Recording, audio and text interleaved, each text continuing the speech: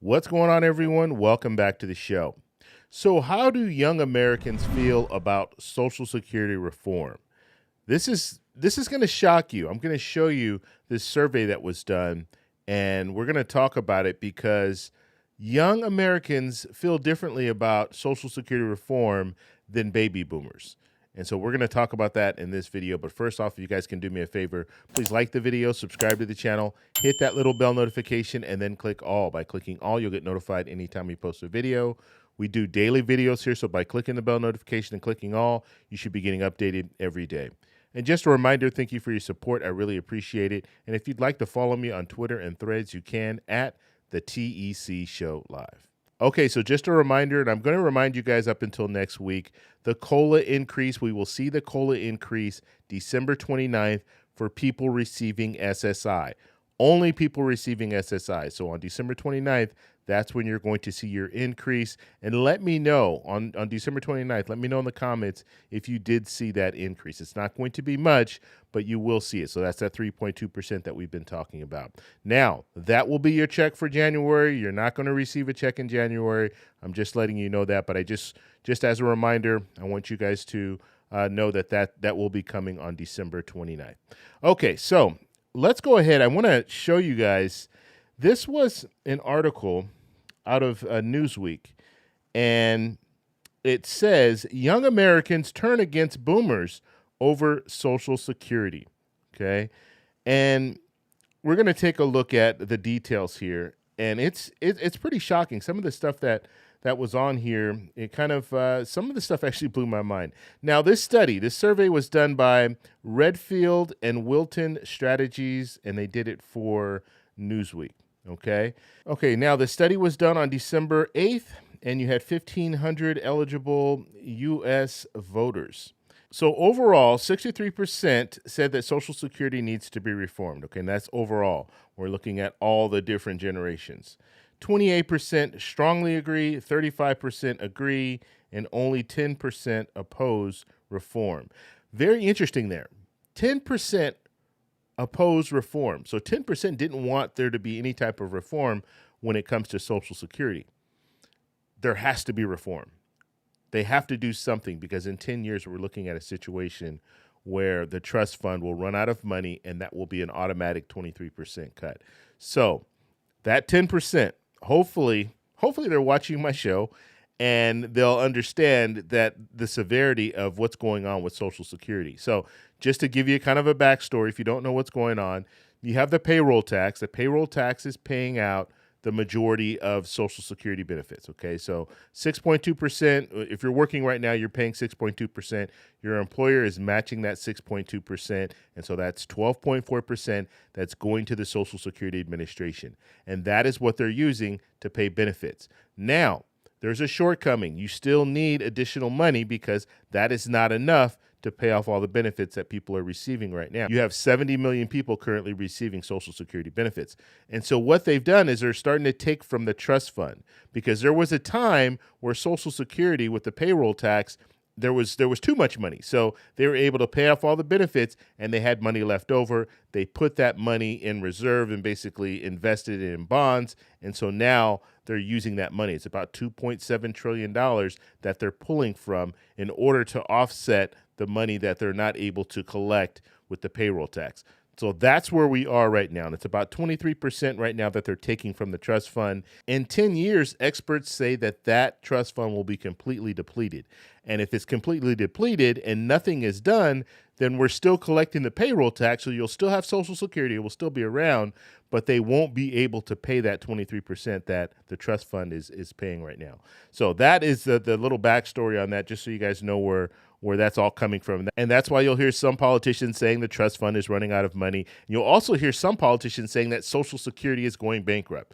Social Security as a whole is not going bankrupt, but the trust fund is running out of money. And when the trust fund runs out of money, you're going to see that reduction of about 23%. Okay, so let's go ahead and move forward here. Okay, so let's go ahead and take a look at the financial perceptions. And 40% believe Social Security's outgoings exceed its tax income. And so I just talked about that. 40% of the American people, they believe that we have, like, when the payroll tax, what we're taxing right now is not enough, and they are drawing from the trust fund. So 40% of the American people understand this. However, 26% disagree with this view. So, more education here. We need to understand what's going on when it comes to Social Security, and we need to understand that that trust fund is only going to last for about 10 years, okay? And so, and this is an estimate. They don't know exactly because the economy goes up and down. If we have a good economy, that will stretch the trust fund a little bit longer because you're going to have more people working. And if you have more people working, they're paying into the payroll tax, which means you need less money from the trust fund. So hopefully that makes sense too. But 26% disagree. They don't think that there's an issue when it comes to this trust fund. And they think that the payroll tax is enough to fund all of the people who are currently receiving Social Security benefits. And that's not the way that it's working right now. Okay, so let's move forward here. Generational views on Social Security reform. So this is important because depending on what generation you are, you have different feelings about Social Security reform. And so Gen Z, 56% are for reform. Millennials, 76% are for reform. Gen Xers, 69% are for reform. And then the boomers, 50% are for reform. Now, when it comes to the boomers, this is really interesting because the impact of not doing anything when it comes to Social Security reform, if we don't do anything in 10 years, the impact is going to hit those boomers and the Gen Xers. It's going to hit them first. Millennials, Gen Z, they're not going to be retired yet. So this impacts Gen Xers and baby boomers. And so I was really shocked to see that boomers, they're not really for reform, or at least 50%. And this is the survey that they did, okay? 1,500 people, they did the survey. So out of that survey, the boomers in that survey, 50%, they're not for reform. Now, one thing that I could think of is they just don't want anyone to mess with Social Security. They're currently receiving Social Security. They're not having any issues right now. They don't want to see cuts. They don't want to see anything happen to Social Security. And so that could be what they're talking about. Also, you have lawmakers talking about raising the full retirement age to 70. So going from 67 to 70. So you have Gen Xers and baby boomers saying, no, I don't want them to mess with raising that full retirement age up to 70. So that's another reason why they could be apprehensive about making any changes to the current system right now that we have, because the current system is paying out at 100%. And so they just wanted to keep paying out at 100%. But like I said, reforms need to be done in order to keep it at 100% once we get past that 10-year mark. Okay, so let's look at the future outlook and experts' opinions. Okay, so no legislative plan for Social Security. There is no plan right now. When it comes to lawmakers, they're not talking about Social Security reform. I mean, you have some lawmakers talking about it, but they're not putting anything forward. And that's the danger. That's the problem that we're having right now, because there are ways to fix Social Security. And we'll look at that in a second. And so as I stated earlier, 23% benefit cuts by 2033 if unaddressed. Okay. Now I want to look at the solutions, because this is where the problems come when it comes to lawmakers and why they're not really wanting to move forward with Social Security reform. Benefit cuts. So that's one thing. We've heard of that. We've heard them talk about cutting Social Security. We need to cut Social Security. You have some politicians that will come out and say entitlements. We need to do away with entitlements, or we need to privatize Social Security, all of that stuff. We also hear talk of tax increases.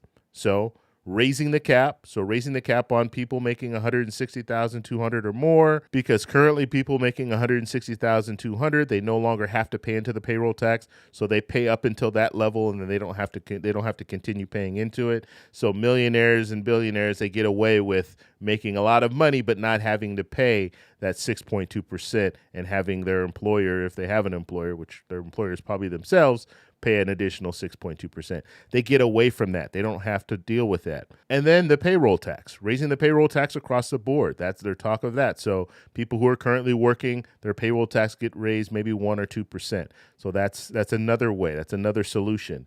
Now, the last one here, economic growth. Now, economic growth, that is an option. That will prolong Social Security. And I talked a little bit about this earlier. However, there's no guarantee that we're going to be in a good economy. So we could be in a good economy now, but 5 years from now, the economy is not good, and that would draw on Social Security even more, draw on the trust funds even more. So if you have less people working, that means that less money is coming in through the payroll tax, which means they need to draw on the Social Security trust fund more. And so that could be an issue. And vice versa, if we're looking at a situation where economy is booming, we have a lot of people working, that's more money coming through the payroll tax, going to Social Security to help pay off the Social Security benefits, and you'll have to draw less money from the trust fund at that point. And so those are some of the issues that we're looking at, and those are some of the solutions. But when it comes to economic growth, we're taking a huge gamble because we don't know exactly what that's going to look like. The safest bet, and I've been saying this over and over again, but the safest bet is the payroll tax, raising that across the board, or raising the cap on people making $160,200 or more. That is the best solution that we have at this point. Raising that full retirement age, which would be a cut to Social Security, that is not enough. They're going to need to do more. And so that is really the only viable option, raising taxes.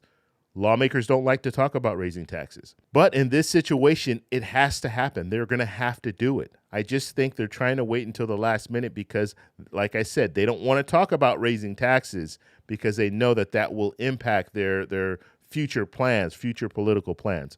So I just wanted to show you this. When it comes to Gen Xers, when it comes to millennials, and even the Gen Z, they feel a different way about Social Security reform than boomers do. Boomers, they just want it to stay the same. They don't want any changes right now. They might want an increase, but they don't want you to mess around with cuts and things like that when it comes to Social Security reform.